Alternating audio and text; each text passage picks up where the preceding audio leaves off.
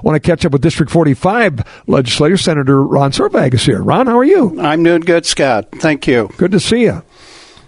This is, we were just trying to put our heads together, and I was trying to remember how many years you've been here, but it goes back to 2011. 2011. This is my 8th session and my 6th on appropriations. So been deep in the money in this building for a long time. Yeah, and speaking of that, what give me a little sense of this particular session and the battles to come on the appropriation side. Well, I think the real battles to come is the asks are going to be astronomical, and the asks have been large because we do have resources, but I think we're going to have to be making a lot of tough choices because, as I remind people, it's kind of been my line. The state of North Dakota is doing well. We have resources, but they are finite. It isn't a bottomless. And we have to really be conscious of what we're doing on these budgets. There's two pieces to them, and the ongoing is where we really have to show our discipline. You know, the infrastructure, that's where you use your extra money, just like you buy a car if you have a little extra. So that's kind of the mindset, at least in the budgets I'm involved with, I'm trying to go forward with. And there's no better person to be on the Appropriations Committee than someone with a business background like yourself. That makes a difference. What kind of, as you assess your fellow Senate members and the House members, this legislature is pretty business savvy, aren't they? I mean, they're obviously conservative. They know about meeting a payroll and the demands of a bottom line, right? I think it's that, and I think it's the understanding the business to government doesn't really always the same, but one thing is same, you have to watch your ongoing. What decisions you're making today is going to affect you 2, 3, 4, 10 years down the road. And I think the Senate has a real conservative approach to that. And in trying to balance out, we have needs, we got to make sure we take care of needs, and then we see what funding we have. Walk me through the appropriations process. I mean, the crunch time when you get the bills flying back and forth at the end are obviously the real heavy lift. But what's happening now on the appropriations side? Well, I'll go to my division. I have higher education. We just got done yesterday with 5 days of hearings. We've had every institution and everything.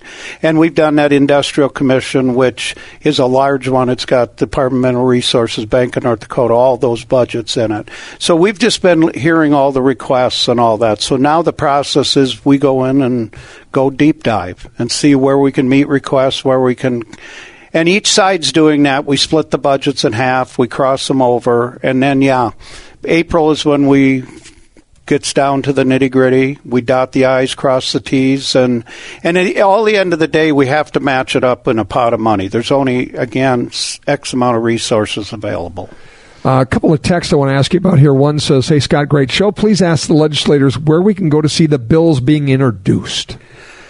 You go online, and maybe when because I had somebody that wanted to come in on one, and I had to connect them up to my clerical staff because I really don't know. I've never but you can go on the legislative.gov site. Yeah. And you can even watch committee hearings. You can watch every committee hearing online. You can watch sessions online, and there's a way to try to log. And now I limit as a chair how much online testimony I log. We're in a lot of time, but if you want to watch them, they're all on there. You just go in, find the committee, click, and it'll show the video. And we are live every time we gavel in. Everything we do is live in public. And also another question says, more of a comment, I guess, but the city of Bismarck awarded a massive street and curb project to a company based on DEI criteria. The owner was a woman. The company was not the low bidder. This company then subcontracted to the low bidder and pocketed the difference. This is how they spend our money. What is that's going to be an important part of, obviously, this debate over the property tax side. A lot of squealing, for lack of a better term, about caps on spending. But much of that's been enabled from this body by spending some of those precious dollars you're talking about back to cities and subdivisions. As far as your conversation with folks locally, Dave Pepcorn, I just mentioned, of the governor, said it would be catastrophic to cap spending at 3%.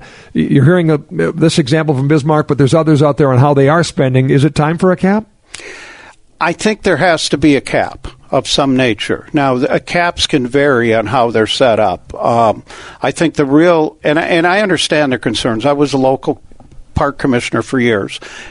some of these other things, like what's being text there, it's hard to get into. But I think there has to be a cap, because without some cap, it's unsustainable for the state to do what we're doing. But I think the real discussion is, is it just on existing property, on new property? And I'm not talking specific, but in the total numbers. And I know the tax committees are working hard on that, trying to figure out, because I don't think anybody intends to strangle our local governments. And I believe in local control. But we can't continue to put billions of dollars out without some type of restrictions or oversight. You really can't have it both ways. If you want the money, we have to have some say in the outcome, or we're just ending up obligating the future legislators to something that might not be sustainable. Because that's really, I think, the buzzword that was from the beginning. And I think, I know Governor Armstrong has addressed that, and all the tax chairmen.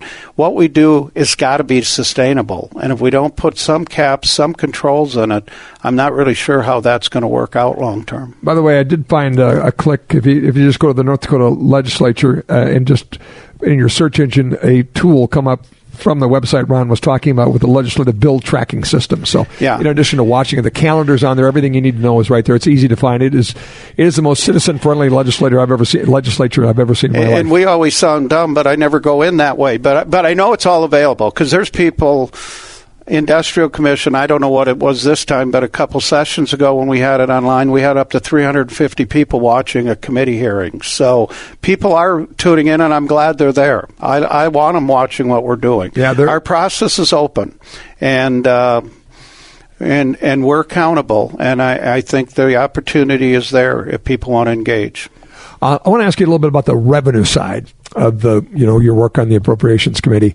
Obviously, there's an insatiable appetite for that revenue. It comes largely from the oil and gas industry. 53% of taxes paid obviously come from that industry. Energy in general, very important, and yet there's threats to those industries as well. Have we become addicted to oil money in North Dakota? I don't think addicted, but dependent, and that's maybe the same thing. We're splitting terms, but, yes, we have in a way, but I think you need to step back and say, what have we done with it? We have done a lot of good things, and we've done a lot of things what we call one time, which is building a building, building a bridge, doing a road, 60-year projects. So we're taking advantage of that revenue. But those that don't like the energy industry and still want to spend money, we won't have it. I mean, yes, we're living on it, but I don't think that's bad. It's a resource we have. I think the oversight is great, our mineral resources, and I just think we're using it, but we're putting it to a lot of good, and we're putting a lot away in the legacy. So earnings alone can do a lot of things. So I guess if you don't like the energy industry, it'll never be right. But I think we've managed it well, and with oversight, and it's brought a lot of benefits that the state of North Dakota would not be where we are today. And we're on the map, both with energy, agriculture, research, what we're doing, and the fact that our former governor is now going to be an Interior Secretary, was a president. All of that has put us on the map. But none of this would have happened without the oil revenue that's come in the last 10 to 12 years. The experts tell us that there will be terminal decline within a decade of those funds coming into the state unless something significantly is done to invest in new technologies. There are efforts underway, EERC, private companies matching with state efforts as well. But I've written recently about an effort to really 10x that, to move the needle sooner so you don't get into terminal decline and you speed up the use widespread of this technology. Is that an investment worth doing? I think so. I mean, a reasonable amount, but yeah. And I think, and I'd let Ron touch on some of the idea coming, but we're going to have, and actually next week we'll have some hearings on some of the ideas, because my division in the Industrial Commission and ERC, that's where a lot of the money goes to, and some of the other, it goes through that budget. So we are going to talk, but I've always advocated for a lot of research, both at the higher ed and all these different, because that's how we're laying the groundwork. We would not have this oil money without the ERC and the work they did. And so, yeah, we got a lot of bills coming. We haven't even seen all of them. They're all in, but they haven't got to the committee. But no, we're going to be investing, and it's well worth the return. I mean, you look at a few million here, and the billions of return come if it works out. So I think it's important that we look at continuing to invest in that industry, and hopefully now we, at least for 4 years, have a friendly federal government to that industry also. And a lot of those dollars go back to District 45.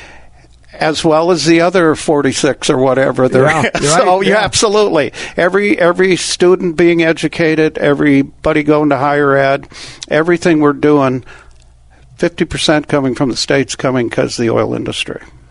Yeah, I don't know that people in Fargo grasp that, but just how much everything is impacted by that. Well, I try to educate when I can. I think you try to educate, and that's all we can do. That's all we can do.